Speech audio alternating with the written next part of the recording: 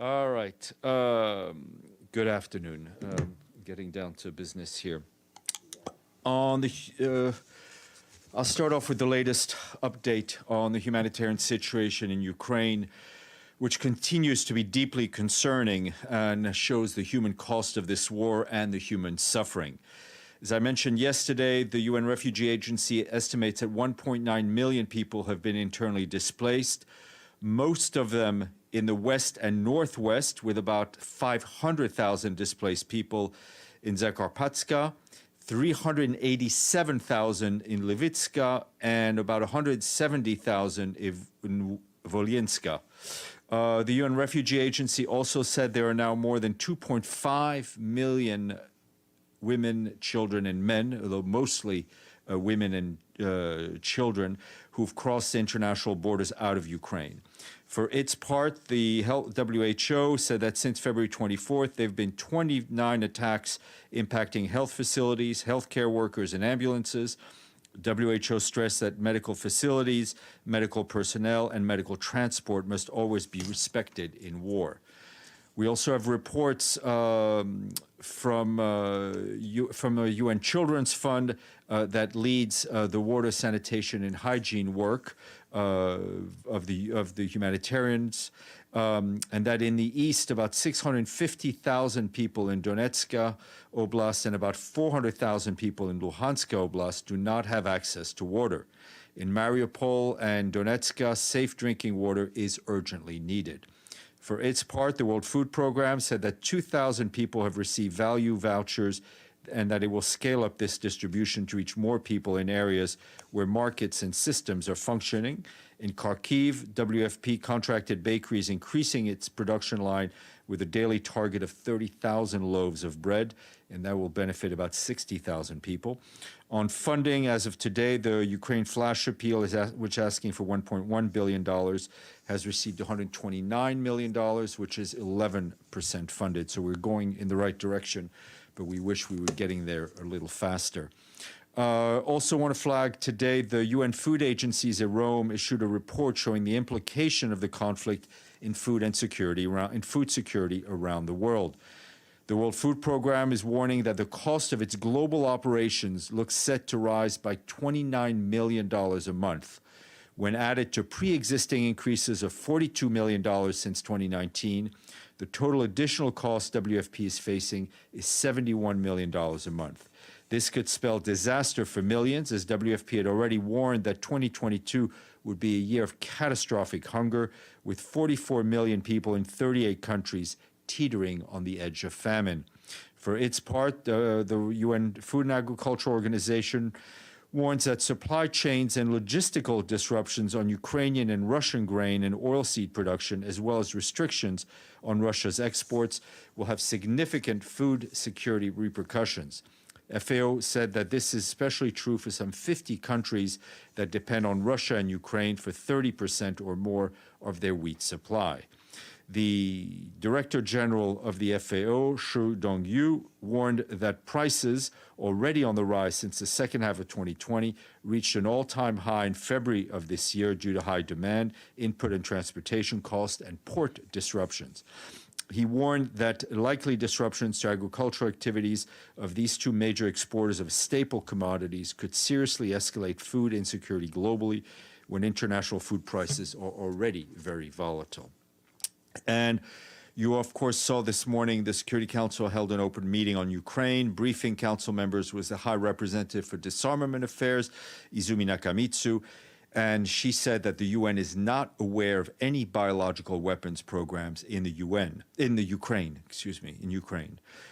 Nakamitsu noted that this is largely thanks to the 1972 Biological Weapons Convention, to which both the Russian Federation and Ukraine are states parties. Ms. Nakamitsu said the situation such as this demonstrate the need to further strengthen the Biological Weapons Convention, to operationalize it and institutionalize it.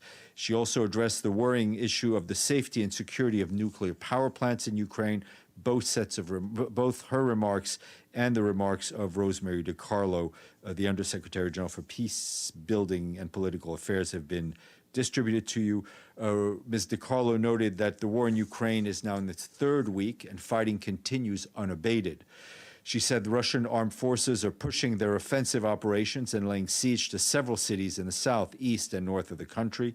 Ms. DiCarlo stressed that all alleged violations of international humanitarian law must be investigated, and those found responsible should be held accountable. She added the Secretary General is grateful to the many member states that are working towards a diplomatic solution to this dangerous conflict, and that he's in regular contact with regional and other leaders. And the Secretary General said in a statement we issued early this morning on the to mark the end of the 11th year of the Syrian conflict, and he said that the destruction that Syrians have endured is so extensive and deadly that it has few equals in modern history. There must be no impunity, he said. Mr. Guterres added that we must not lose hope, we must act now. Secretary General said we must show the courage and determination to move beyond rhetorical commitments to peace and to do all that is necessary to reach a negotiated political solution in line with Security Council Resolution 2254. At the same time, he added, we must ensure greater humanitarian access to address the needs of people throughout the country. The Secretary General emphasized that we cannot fail the Syrian people. He called on all parties to meaningfully engage in UN-facilitated political process and appeals for further support to scale up the humanitarian response. We must choose peace, he said in the message. And just to flag that this weekend, the Deputy Secretary General, Amina Mohammed, will travel to Beirut in Lebanon to attend the Arab Regional Forum on Sustainable Development. She will also meet with the UN regional directors and resident coordinators in the region, as well as senior officials and other stakeholders, to discuss strategies and programs that can help countries accelerate progress towards the Sustainable Development Goals. In addition, she will meet with women and youth, as well as UN staff affected by the explosion in the port in August of 2020. The Deputy Secretary General will then go on to Paris on the 17th and 18th of March to engage with permanent delegates to UNESCO leadership, and senior government officials, and the Secretary General's 2022 Transforming Education Summit. That summit is supposed to take place in September. The first week, turning to Yemen, the first week of bilateral consultations with various Yemeni stakeholders concluded yesterday. Leaders from major Yemeni parties met with the Secretary General's Special Envoy, Hans Grunberg, to discuss ideas for his framework, including multi-track processes that aim to chart a path towards a sustainable political settlement to the conflict in Yemen. All participants welcomed the consultations, expressed support for Mr. Grunberg's efforts. Some of the key points raised during the first week focused on the need to address the plight and common challenges facing all Yemenis, including the humanitarian situation and alarming living conditions of civilians across the country, and the need to address the fractured economy. Mr. Grunberg will continue his planned bilateral consultations with other parties and stakeholders in the coming weeks. I have our weekly humanitarian update from northern Ethiopia, where the humanitarian situation there continues to be of extreme concern. Humanitarians' needs are growing as fighting continues in Afar's Kilbeti zone, and sporadic clashes are reported in Amhara, near the boundary with Tigray. In Afar, hundreds of thousands of men, women, and children have reportedly been displaced since late last year, but the fighting continues to limit access to many areas, including where we have not been able to verify exact numbers. In Amhara, people continue to flee to Kobo, Zekwala, Sikota, Zarima districts. Authorities estimate that in Kobo now hosts over 53,000 displaced people. We and our partners are continuing to provide assistance in Amhara and Afar as security allows. In Amhara, we, the governments and local NGO partners, provided food to more than 588,000 people in the past week, bringing the total number of people we've helped to 7.4 million since late December. In Afar, the past week, 87,000 people received food assistance in the conflict-affected Kilbeti zone. We hope to reach some 620,000 men, women, and children with food across Afar in the coming weeks. And in Tigray, deliveries of aid and fuel by road remain suspended. with humanitarian organizations significantly reducing or suspending operations. In the past week, only an extremely small fraction of the 870,000 people meant to receive assistance, that's 34,000 people, some 34,000 received food assistance. This includes 23,000 refugees from Eritrea. On a more positive note, medical and nutrition supplies continue to be flown in to Tigray, to Mekelle, with about 100 tons of supplies arriving in recent weeks. But this remains far less than can be transported by a single convoy of trucks, of course. In addition to lack of fuel, affects the delivery of supplies from Mekelle to other parts of Tigray. Quick humanitarian update from Mozambique. Our colleagues there tell us that tropical cyclone Gombe made landfall in Nampula province today. According to estimates from national authorities, it has the potential to impact more than 584,000 people, almost 700 health centers, and over 7,000 schools. We're especially concerned about the 1.4 million people living in high-risk areas that will be exposed to the cyclone for 4 consecutive days.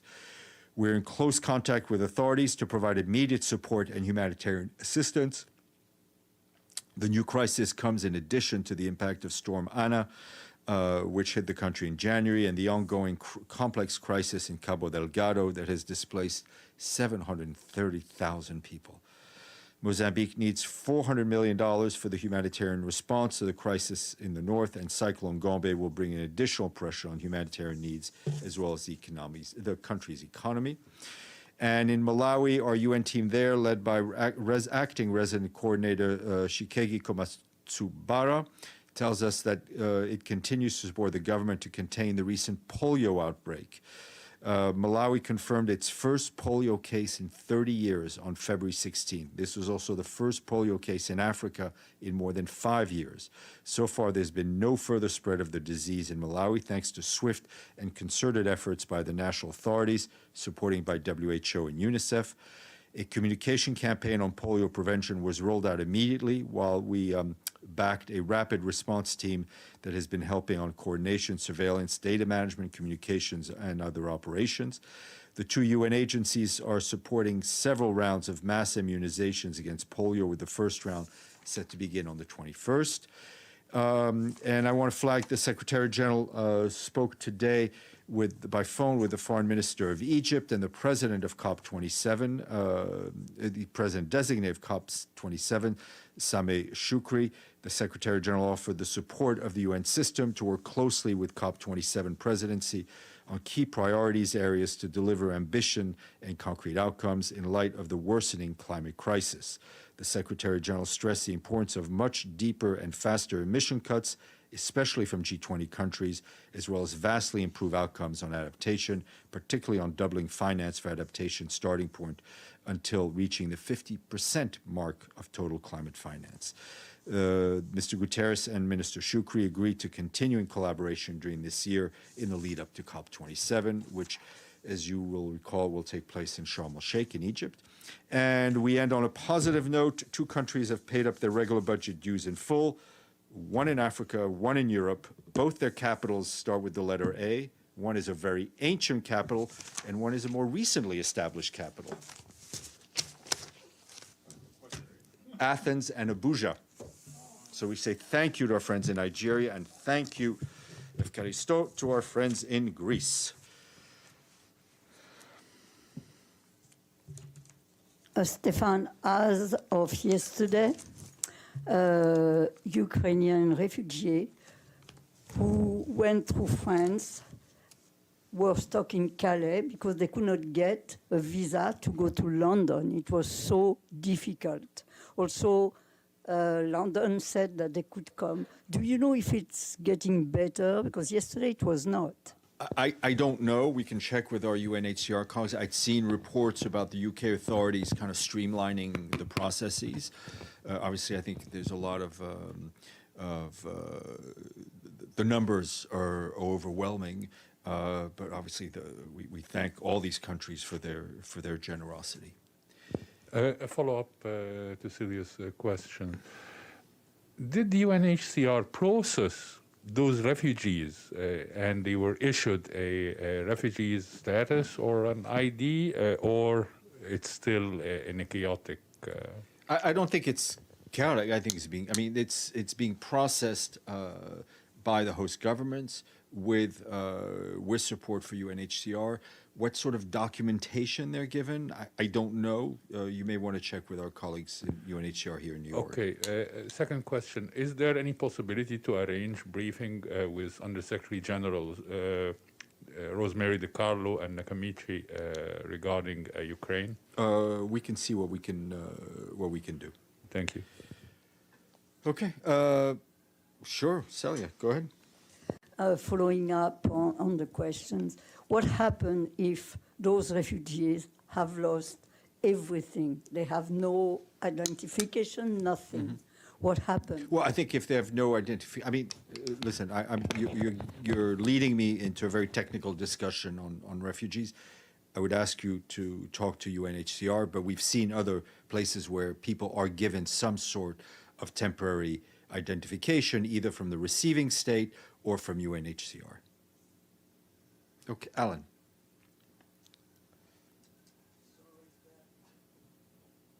Gotta be ready, Alan. Yeah, I'm sorry. Yeah, it's okay. Given the fact that Madam Nakamitsu said that the UN is not aware of any signs of military biological programs in Ukraine, does that mean that the UN is not going to look into the call of Russian Parliament to hold an investigation in this of this situation, of these statements by Russian side? That's the first question, please. And the second is concerning Meta platforms, which now allows Facebook and Instagram to use to do in some countries kind of a calls for violence against Russians' military staff, and according to some media reports, even allows to wish a death to Presidents Putin, Lukashenko. Any comments regarding that? Thank you. I think you may have seen our human rights colleagues express their concern. They said they would raise it directly with the company involved. I can tell you from our standpoint, we stand clearly against all hate speech, all calls for violence. That kind of language is just unacceptable from whichever quarter it comes from. I think we will continue to report on biological weapons. On what we know, the UN does not have a mandate to do an investigation unless it's given a mandate. But we will obviously continue. I mean, Ms. Nakamitsu and others will continue to monitor the situation very closely. Ibtisam. Thank you, Steph. So the Israeli government, sorry, I just want to get the Israeli Knesset, not government, approved the so-called the Citizenship and Inter-Israel Law, temporary order for 2022. So the law is not totally new. There was a similar one in 2003, I think, and the law bans the unification of Palestinian families as it prohibits the Interior Ministry from granting residency or citizenship status to Palestinians from the West Bank and Gaza who are married to other Palestinian citizens of Israel. The law added also other issues. So, in other words, Palestinian citizens of Israel who are married to other Palestinians from the West Bank cannot be unified with their families. Do you have any comments on that? I saw the press reports. We've been talking to our human rights colleagues who are looking into it, and I hope to get something from them very soon. Okay, I don't see anything in the chat or anywhere else. Oh, Celia, this is. I mean, with. Yeah, go ahead. It's a candid question, but I'd like to hear what you have to say. When a country, whatever the country is, target children and kill children, what can be done? Because whether in Syria or anywhere in the world where somebody was at war, were killed, and nothing happened. So what can be done? there needs to be accountability, whether it's done at a national level, How? but whether it's done through existing international legal means. It involves also the will of the member states to ensure the pursuit of that accountability, and accountability can come, is often doesn't come, and is often too slow to come, but it doesn't mean that it can't happen. Ms. Kubiak, and I will leave you in Farhan's hands most of next week.